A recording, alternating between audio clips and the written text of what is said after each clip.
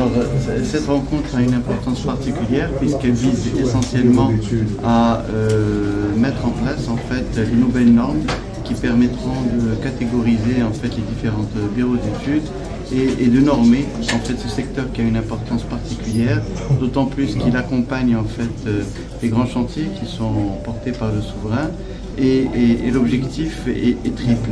Premièrement, renforcer les capacités de ces bureaux d'études. Deuxièmement, leur permettre d'accompagner, je dirais, les évolutions technologiques et les changements climatiques pour être en phase avec le besoin de s'adapter à ces évolutions, qu'elles soient climatiques ou technologiques et techniques. Et troisièmement, l'objectif aussi est de faire en sorte à ce qu'on puisse catégoriser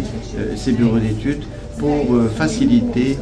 aux opérateurs publics ou privés, je dirais, leur intégration au niveau de la réalisation des projets. Aujourd'hui, nous ferons la journée le coup d'envoi d'une étude générale stratégique sur la refonte globale du système d'agrément du bureau de conseil d'ingénierie, laquelle refonte qui a été longuement demandée par notre profession. Pourquoi? Parce que depuis 1999, où il a vu le jour, et quelques années plus tard, il y a eu donc un développement économique du pays qui fait que le secteur devrait accompagner ce développement, et donc pour rester en pertinence avec ce développement-là, le système d'agrément des bureaux de conseil d'ingénierie devait donc être revu et revu d'une manière substantielle et d'une manière analytique et non pas d'une manière superficielle, parce que l'analyse des risques faite sur le secteur et sur l'optimisation des projets de manière générale, dans laquelle d'ailleurs évoluent les bureaux de conseil d'ingénierie,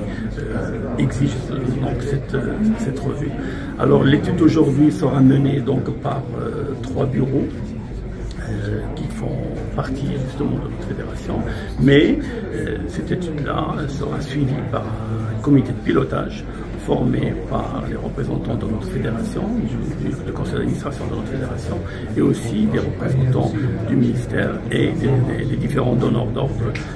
qui sont à l'origine des projets dans lesquels évoluent nos adhérents.